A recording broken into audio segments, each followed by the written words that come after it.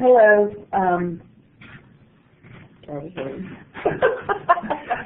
Take two.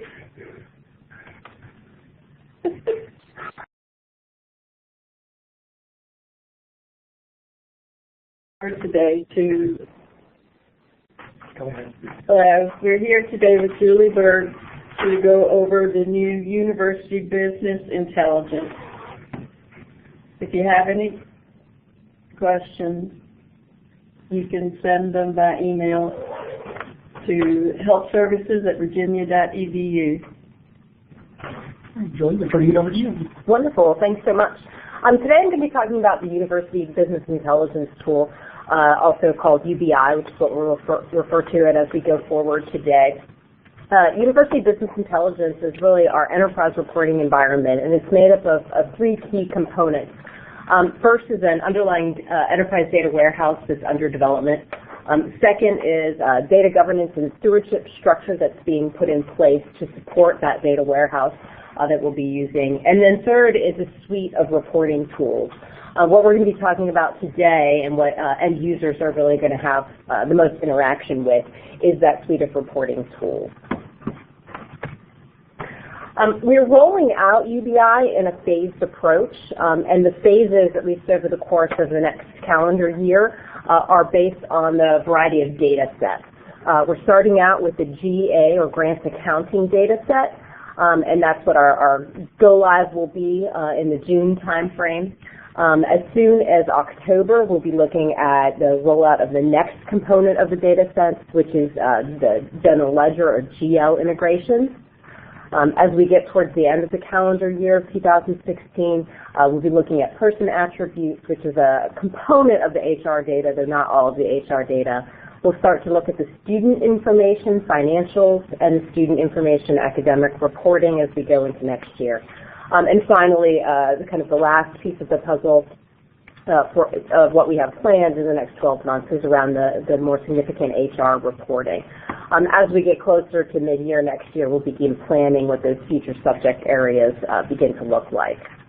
It's important to understand that there are different user bases for each of the different data sets. So for each of these modules, we could potentially have different users. The expectation is that the GA data, or the GA user set that we'll be reaching out to first, which has a user base of approximately 600 people, will be very similar to the GL user set. So those first two sets will have very similar user base. When we start to reach into the HR and student information, our users will become will be different. Until all phases are complete, our current reporting tool, which is called Discoverer, will remain, and users may very well need to be in both data sets, both tools, UBI and Discoverer, depending on which data sets they need access to. So until all of the reports and dashboards are available in UBI, Discoverer will remain available. Discoverer is a sunsetting tool of Oracle, so it is going to be out of support sometime in 2017, which is one of the driving factors for the implementation of UBI. The production launch is scheduled to begin in June. The tool set that UBI is based on is from a product called Click. And Click actually has three products in their tool set, one called Click View, one called Click Sense, and one called Imprinting. We're rolling out initially, and so the remainder of this presentation is focused on that initial rollout, which is the Click View application. And as mentioned before, we'll be focusing initially on the GA data, or the grants accounting data. So our user base will be all those who have interest in or need to report on that component of the financial data set. Our first pilot rollout will begin the week of May 16th. We'll continue with some pilot sessions the following week of the 23rd. And our full rollout to that 600-person user base, those users of the GA data, will begin the week of June 6th. That user base is everyone who needs access to that finance data, which means they are generally either financial focused resources within the organization, or more general administrative focus who have some financial reporting requirements. Our plan is to complete the implementation training for the initial rollout over the course of the summer, so we expect to finish those kind of initial trainings through August. We will be integrating the training for UBI into the finance training curriculum so that obviously as new hires come on and once the implementation training is completed, there will still be availability to complete the training and get access to the tool set. A few more details about what the training rollout looks like and what our support mechanisms are going to be. So from a training perspective, for this initial rollout to 5,600 users over the course of this summer, we have 3 key sessions that we'll be working through. The first one, which is called Intro to UBI, is your basic hands-on, face-to-face training. It is required for access to the tool. And we'll talk in a little bit more detail about what the other access requirements are. It'll be a hands-on session. People will be able to come to the course. They'll learn about the tool. They'll have a fair amount of opportunity to use the tool and interact with it. Lots of chances for questions. Later into the summer, in the July timeframe, we'll be rolling out UBI workshops. This is where various folks will be able to bring real-world questions back to the team. So the agenda for this will be pretty loose and flexible based on what the needs of the users are. We will offer some focused topics and some more in-depth discussion on specific things that may be applicable or needed or requested by various user groups. And we'll do some tips and tricks kinds of activities. Finally, and beginning in the August timeframe, we will begin to offer an advanced UBI advanced UBI course, which will focus on advanced topics and really being able to take the tool to that next level. From a support perspective, we have 2 key strategies for support. One is the traditional UVA Helpdesk, Tier 1, Tier 2, and the other is the implementation of an online support community. So we're actually going to be implementing a community which will be powered by Jive, which is a cloud-based community tool. And in there, we will be offering questions and answers, discussion forums, the opportunities for users to interact with subject matter experts as well as experts on the tool from the implementation team. We will have a community manager whose role it is to really make sure that that community is supported, that people are getting their questions answered, they're being answered correctly. It will be the place we'll go. We'll manage all of our training materials from the community, any additional resources, things like frequently asked questions, tips and tricks, bugs that are identified, enhancement requests. So our intent really is that as much of the support and ongoing communication with our community will take place in this community tool. So to dive into the access piece a little bit more in depth, we will be managing access to UBI through the university's eSharp system. Within eSharp, and it is currently available, it went live today, May 9th. There's a new application called University Business Intelligence in the eSharp application. And within that, there is a new responsibility. Right now, there's only one responsibility associated with UBI because we only have one data set available. That new responsibility is finance, EDW_P_finance is the name of the responsibility. To get access through eSharp requires manager approval as well as the data steward approval, and it also requires completion of the Intro to UBI course.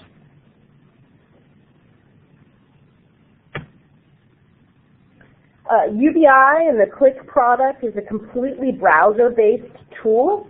And Click actually is supported. It is browser agnostic, so it does run in browsers beyond what is listed here, but in our attempt to kind of slim down the opportunities for issues, we will be focusing our support around IE, Firefox, and Safari. Though we have not had any issues, we have tested it in Chrome as well and have not seen any issues there. From an Office integration perspective, it does have a fair amount of functionality there to download to Excel. There's also an integration point with Outlook, and it has been tested with Office 2010, 13, and 16.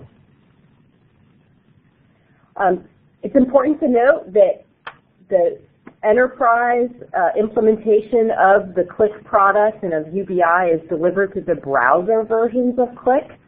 The managerial reporting team, the implementation team, we will not be supporting any desktop downloads, so it is possible to go to the Qlik website and download a desktop version of QlikView. This is not the enterprise version and not part of our implementation, so we will not be supporting any local downloaded desktop versions of Qlik.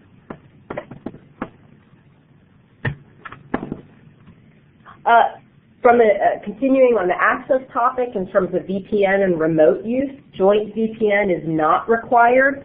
Access is governed by NetBadge, and then access to specific modules, which essentially dictates the data that you can see, is managed through My Group membership. UBI functions on or off the UVA network.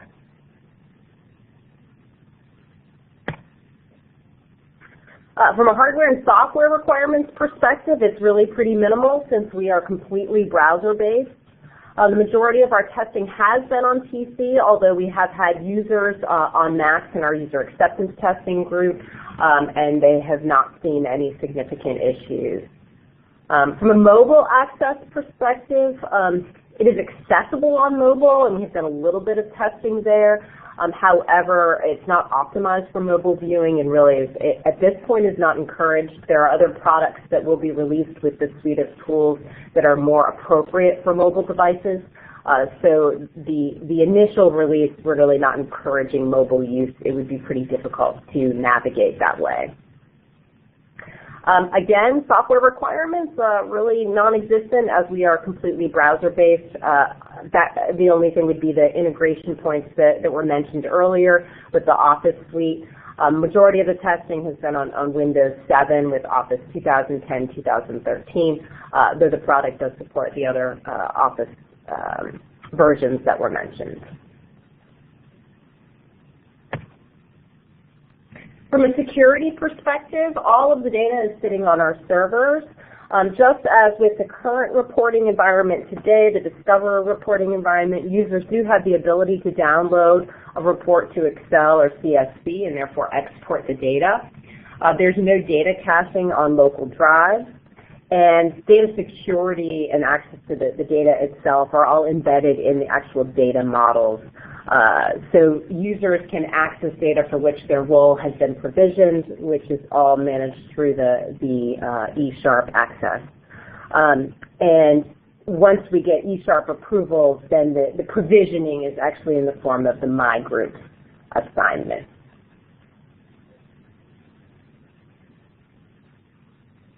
I think that's the highlights of the presentation, so I'm going to jump into the tool and just take a few minutes to demonstrate and give you an overview of what the tool looks like. So the first step in accessing the tool is getting to what we call the access point. So I'll be working here out of the QA environment, but obviously it'll be a production environment that we'll be working from. From this access point, users will be able to click in or click through to various modules. I see a few extra things in my view just because of who I am, so let me just point out what a typical end user will see. All UVA employees, once we go live, will actually have access to this access point, so they will be able to get this far with a NetBadge login. And they will be able to see this example movie database. This movie database is simply an example that the vendor has provided. What the My Groups will control is access to the modules with the actual UVA data.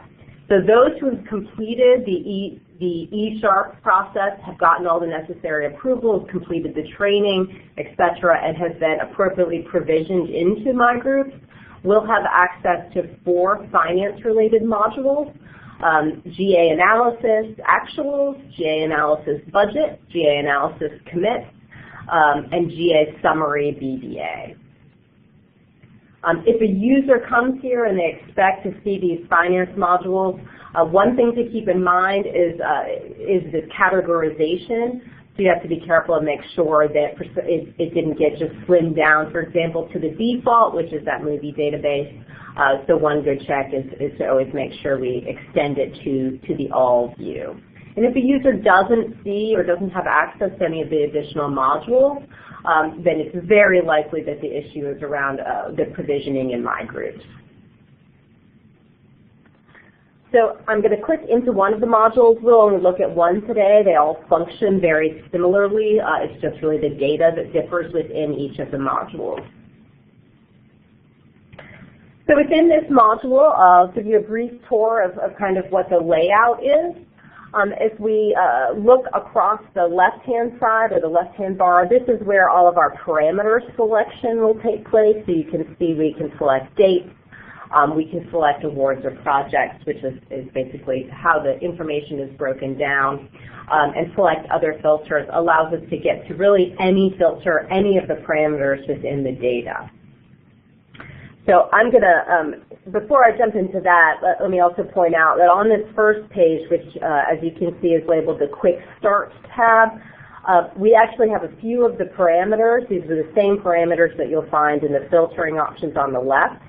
We've just pulled out the ones that are the most common, quick, I just want to come in and look at a particular project and execute and move on.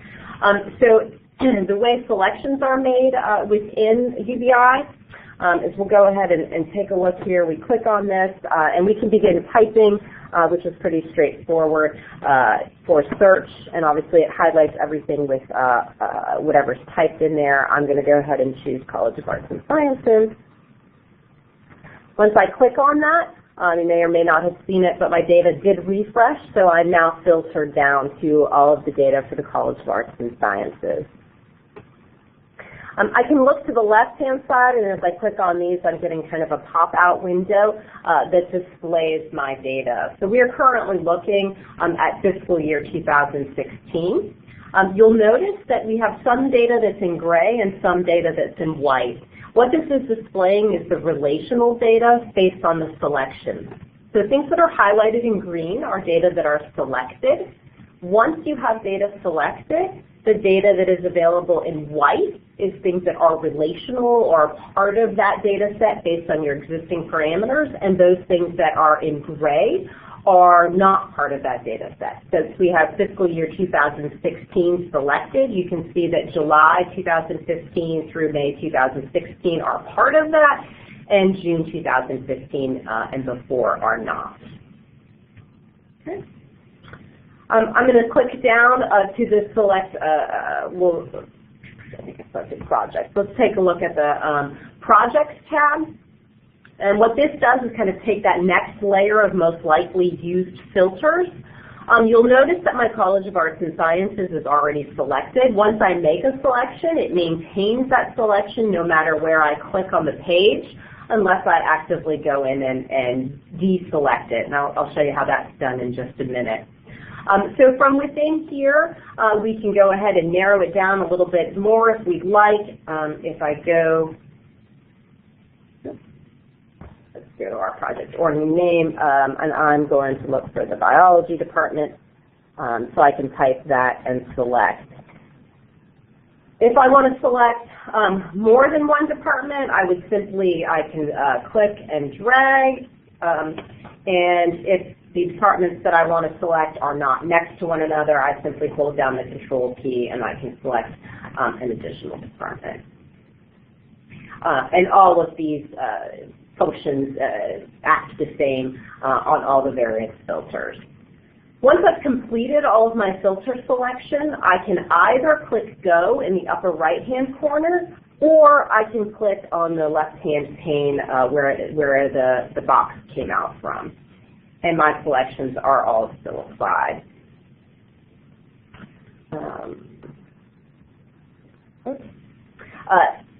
One other to point out is select other filters. So if users want to filter on something that we have not deemed as critical information, every parameter that is available to filter on is on the Select Other Filters tab. So we can also see a couple that are kind of come up a lot. This is where we can filter on vendors. The GA expenditure comment field is here. So this is simply a comment field that a lot of data is captured in. This may be a place where we want to search. If we wanted to search for, oh, I don't know, if I look for Bird, for example, which happens to be my last name, I can see what comes up there. One other data point that people may regularly be looking for that is on this tab is the incurring org, as well as task number and task description. So there are some user groups across the university who use the task data more regularly than others. Okay. So I'm going to click the Go button, and we have our data has been selected. One other thing to point out is if you want to know what data you selected, there is a box called the Selections box that is maintained at the bottom of every page, and it is always there and available, that lists what selections you have made. If you want to look at it in a little more detail, all you simply do is click on the box, and it pops up, and you can see what has been made, and you can also edit from here. This little white guy is actually an eraser, so if I wanted to remove the MBU project owning org name, I would simply click on the eraser.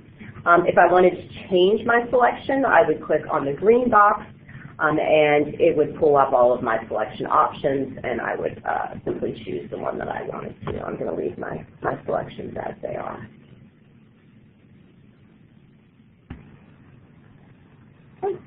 As we look across the top, we have a variety of tabs that are available. These are the different reports and dashboards that can be accessed. On the Dashboard tab, we tend to see graphs and graphical displays. This is true across all of the modules. As you recall, we're just looking at one of the 4 modules that would be initially available. There are drill-down options here, so if I wanted to look at instruction data, for example, I can simply click on that field in the graph. All of my graphs will update. Now, if I change my mind and want to go back up a level, this little arrow in the left-hand corner will allow me to go back up to where I was before. Also, if I want to toggle between a graphical view and a data view of this data, I can choose what is called a fast change icon in the upper right-hand corner, and it will toggle me between data and graphical display. As we move on across the tabs on the top, we'll see that we have a summary view of this data. And obviously the details of which kinds of reports are available will vary slightly based on what the modules are.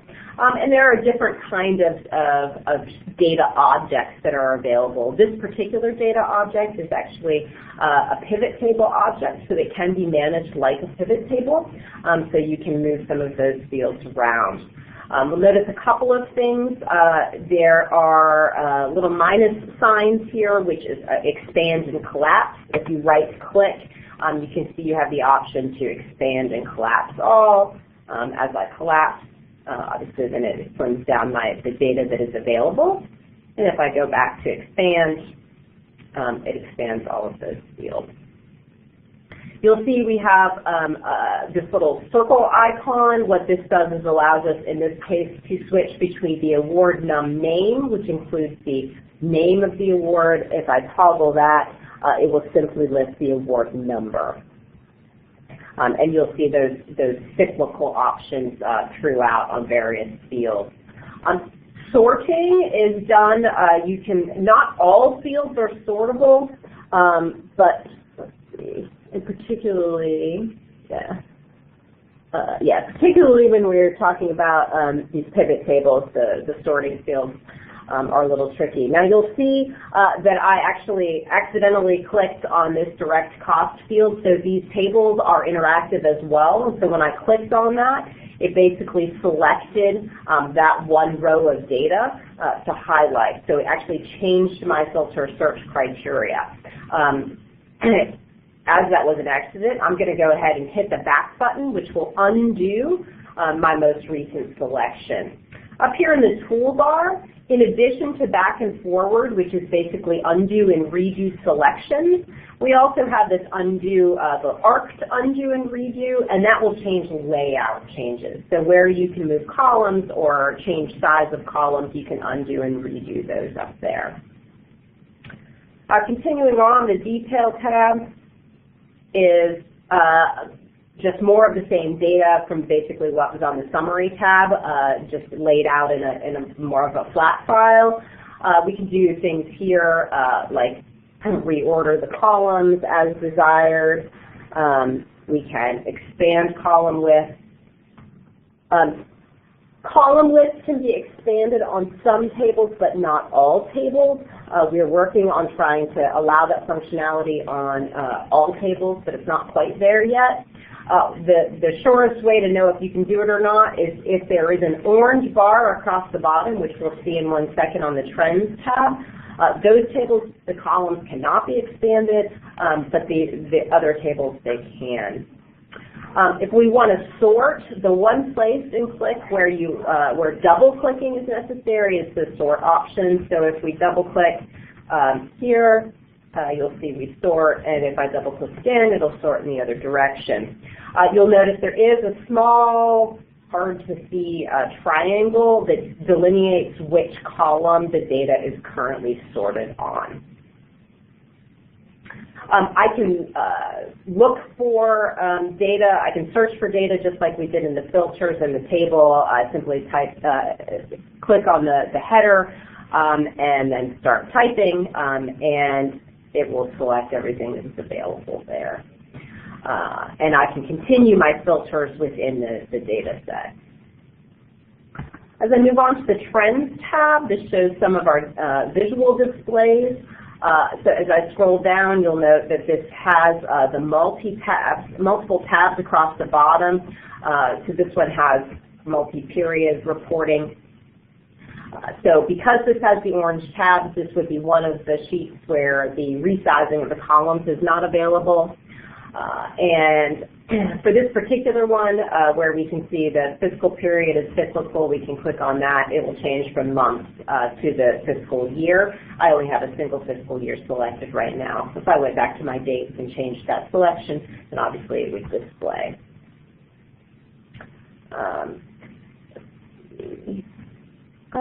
Actually, I'm going to switch back to the detail report real quickly and just show you the export functionality. So we can send to Excel directly with one click.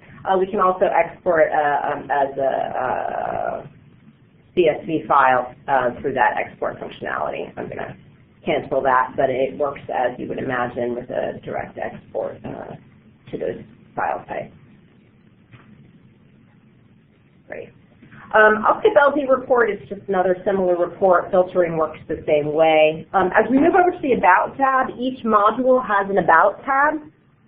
This tab shows some key information. In the upper right-hand corner, it shows where the data is coming from directly. So right now, the data is coming from the operational data store, and when it was last refreshed.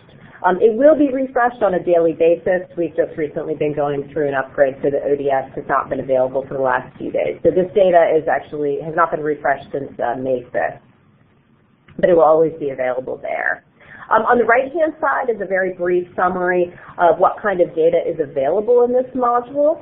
As well, in the bottom right-hand corner, you'll see that there are some release notes. So as the developers are making changes, updates, fixes, releasing new dashboards, we'll be able to see just some very high-level summary data of what they're doing in here.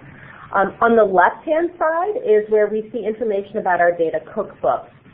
This is our new tool that supports our data definition management. So all of the fields that are within this particular module and have definitions associated with them are listed here. You can see, obviously, the basic definitions are listed directly in this tool.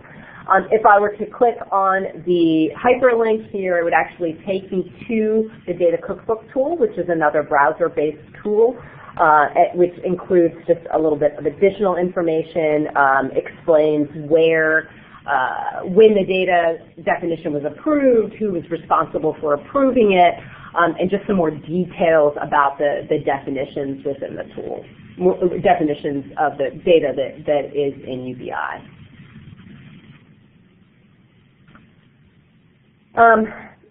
The My Sheet tab, which I won't go into in any detail, will come up empty for an end user who's just accessing the tool. This is a tab where customizations can be created. People can create their own or copy objects from other tabs that exist and customize them. So it's kind of a more advanced feature set, and we will have users who are using it, but not absolutely critical to begin with. As we look across the top, these are, in addition to what we've already talked about, there are a couple of clear buttons, one at the top and one on the left-hand side. These will clear our filters. And then we also have just quick buttons that allow you to exclude closed projects and awards, which is something that our users have told us that they will often need to do, is be able to recognize when something is a closed or an open project or award.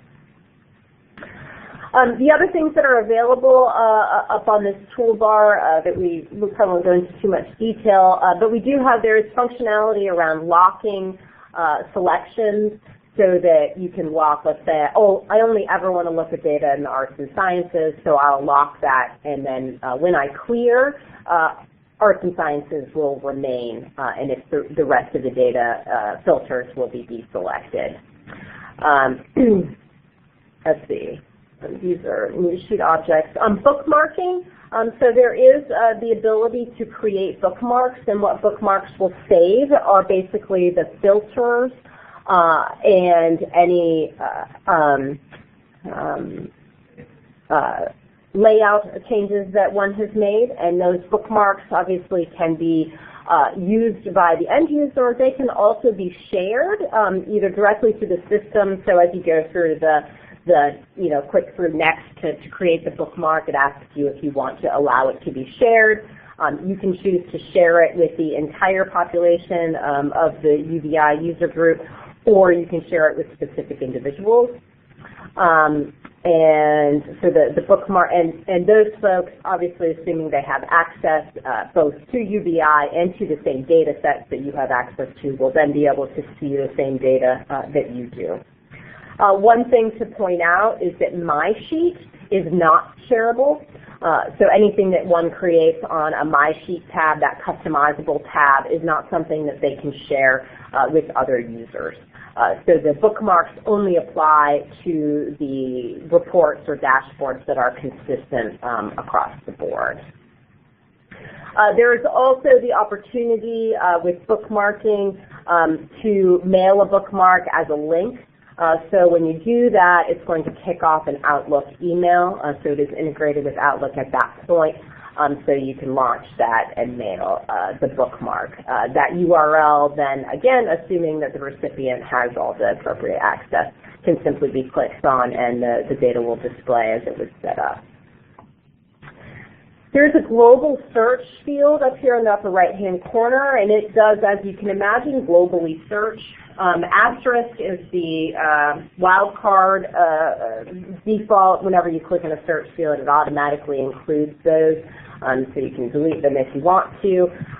So if we were to do something like this, what it's doing is it's searching across all data fields.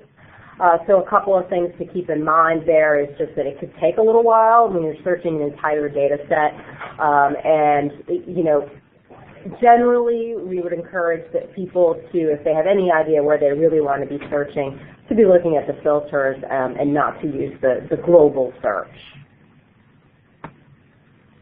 I think that is kind of the basics of the tool set. I hope this has been helpful, and please do reach out at any point if there are additional questions or anything that we can help with. Thank you, Julie.